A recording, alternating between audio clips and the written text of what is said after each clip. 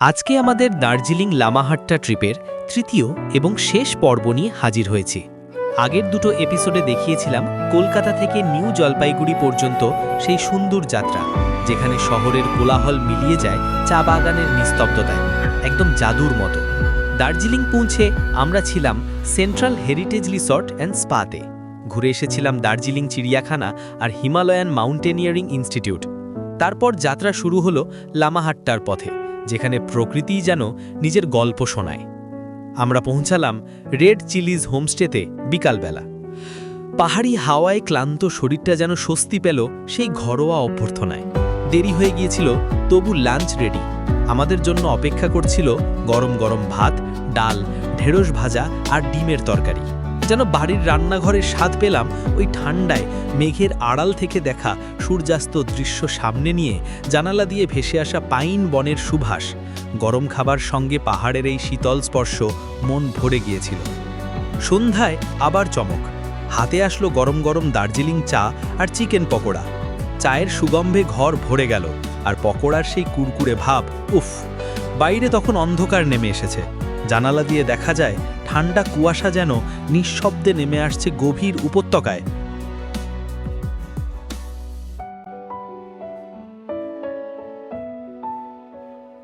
ভোরে পাখির ডাকে ঘুম ভাঙল। বাইরে তাকিয়ে দেখি সূর্যের আলো পাতার ফাঁক দিয়ে ঢুকে পড়েছে ঘরের ভেতর। ডাইনিংয়ে গিয়ে দেখি ব্রেকফাস্টে ছিল পরোটা আর সবজি, আর তার সঙ্গে একটা আলু দিয়ে মটর দিয়ে একটা তরকারি। মানে এই খাবারটা তো দুর্দান্ত, বাড়ির মতো, সেটা বড় কথা না। বড় কথা হচ্ছে তখন গুড মর্নিং ফ্রম লামাহাটা। এখন হচ্ছে সকাল 11:30। রাত্রেবেলা ঘুম হয়েছে খুব ভালো, ঠান্ডা, প্রচণ্ড ঠান্ডা এখানে। হ্যাঁ, ঘুম হয়েছে, প্রথম ঘুম আসছিল না, পরে ঘুম হয়েছে ভালো। আর এটা খাবার দাবারটা এত ভালো, পুরো বাড়ির মতো খাবার। ওর ঘুম হয়নি তো। হোমস্টে তো সত্যি হোমের মতোই, এত সুন্দর খাবার দাবার, খেয়ে কোনো অসুবিধা হবে না, টেস্ট পুরো বাড়ির মতো। আর তরকারি দিয়ে রুটিটা,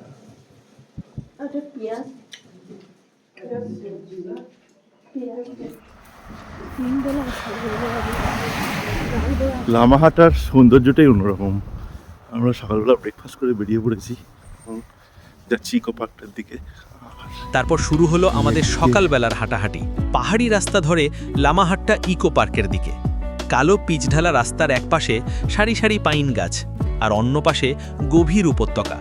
নিচে মেঘের সাদা সাগর ভেসে বেড়াচ্ছে, যেন পৃথিবী আর আকাশের মাঝখানে আমরা হেঁটে যাচ্ছি মেঘের দেশে। পৌঁছে গেলাম লামাহাট্টা ইকো পার্কে। এন্ট্রি ফি মাত্র 20 টাকা। এই পার্কটা তৈরি হয়েছিল 2012 সালে পর্যটনকে বাড়াতে আর পরিবেশ রক্ষায়। একসময় লামাহাট্টা ছিল স্থানীয় লেপচা সম্প্রদায়ের শান্ত গ্রাম। এখন এটি পরিণত হয়েছে এক অনন্য ইকো ট্যুরিজম স্পটে। এখানকার সবচেয়ে বড় আকর্ষণ হলো নানা রকমের রোডোডেন্ড্রন ফুল, ওক আর পাইন গাছ। আর উচ্চতা প্রায় 5700 ফুট। এখানে এসে কুয়াশাকে শুধু দেখাই না, তাকে ছুঁয়েও দেখতে পারো। ওপরে উঠলেই চোখে পড়বে এক ছোট্ট হ্রদ, যাকে ঘিরে আছে বাঁশের সেতু, জলে আকাশের ছায়া। সত্যিই এক স্বপ্নীল জগৎ। মেঘেরা এখানে অতিথি নয়, ঘরোয়া বন্ধু। এবার আসি সবচেয়ে দরকারি অংশে, খরচের হিসাবটা দেখে নেওয়া একবার। হাওড়া থেকে এনজিপি শতাব্দী এক্সপ্রেস 1137 টাকা জনপ্রতি। এনজিপিতে থাকা তিরুপতি হোটেল 4 বেডের রুম 3264 টাকা।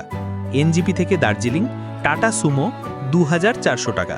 দার্জিলিং সেন্ট্রাল হেরিটেজ হোটেল 2100 টাকা অফারে। দার্জিলিং থেকে লামাহাট্টা গাড়ি 3400 টাকা। রেড চিলিজ হোমস্টে 1400 টাকা জনপ্রতি, প্রতি রাত breakfast, lunch, evening snacks, dinner এবং চা সহ। বন্ধুরা, এই সিরিজ এখানেই শেষ। পরের ভিডিওতে নতুন জায়গায় দেখা হবে। লাইক, সাবস্ক্রাইব আর শেয়ার করো, আমাদের সঙ্গে থাকো। সব মিলিয়ে দার্জিলিং আর লামাহাট্টা একটা সুন্দর 4-5 দিনের ট্যুর, দারুণ কম খরচে এবং অমলিন স্মৃতিতে ভরপুর। ধন্যবাদ, আবার দেখা হবে পরের পর্বে।